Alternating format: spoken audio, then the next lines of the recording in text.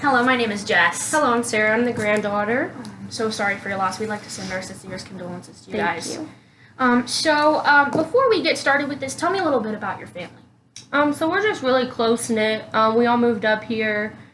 We've lived here our whole life. My grandma actually moved up here right after high school and then got married and just had all of us. So, yeah.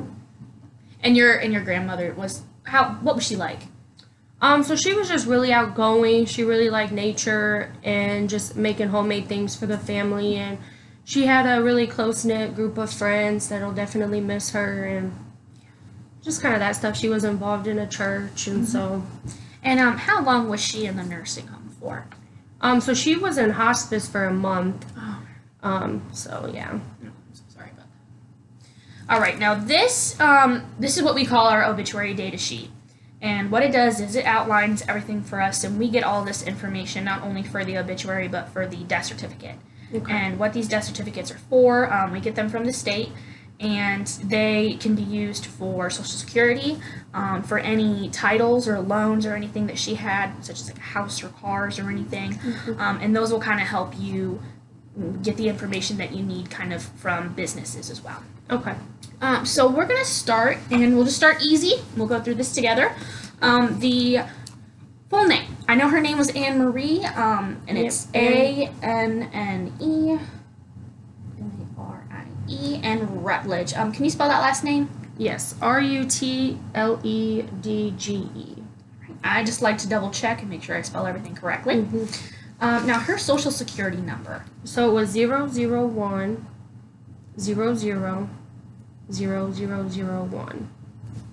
Okay. And her address, where she was living before she went into the nursing home. So she lived at 224 West 2nd Street in Detroit, Michigan.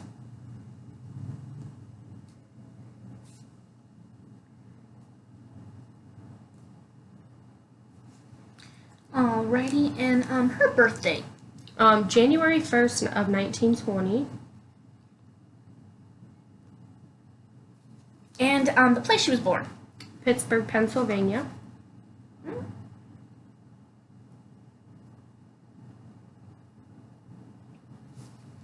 Okay, her father's name. Mark. Mark. And his last name was Harper. Alright, and her mother's first name and maiden name. Grace Smith.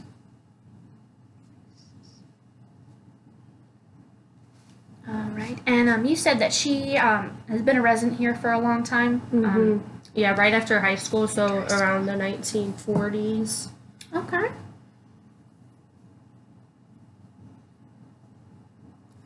Alright. Was she a veteran? Alright, and the state asks education, highest level. High school diploma. Diploma. Alright, and where was she employed? Where did she work? So she was a nurse's aide at an assisted living facility.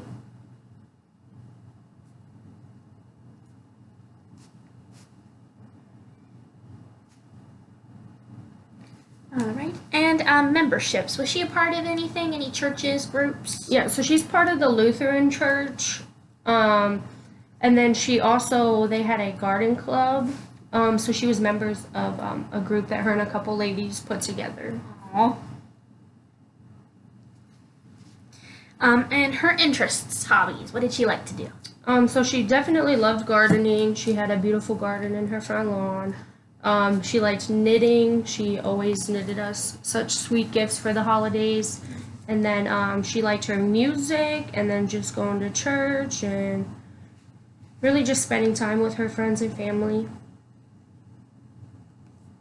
Now, you would say she was an avid member of her church?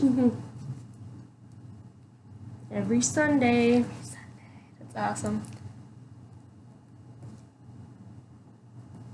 Alrighty, and her marital status. Was she married, widowed? So she was widowed. Her husband died before she did. And his name is George. And what was their marriage date? May 22nd, 1940. All Alright, high school sweethearts. Of course. Alrighty, and children.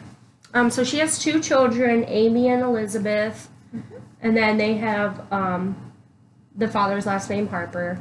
Okay. And do they have any fiancés or any? No, Nope. they just lived life, you know. Alrighty, and grandchildren, you being one of them, correct? Yep. So me and then my brother Lucas. Alright.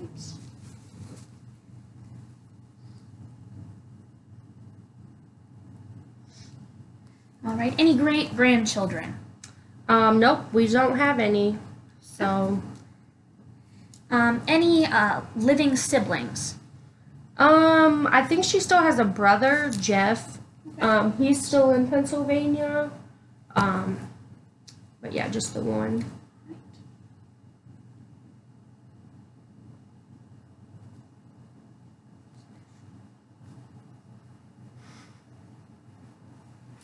Alrighty, and as far as deceased family?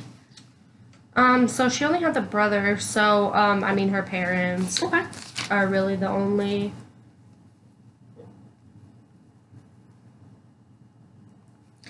And now services. What were you guys thinking of? Now, were you guys thinking of more of a traditional kind of embalming and showing in a casket, or were you thinking more cremation?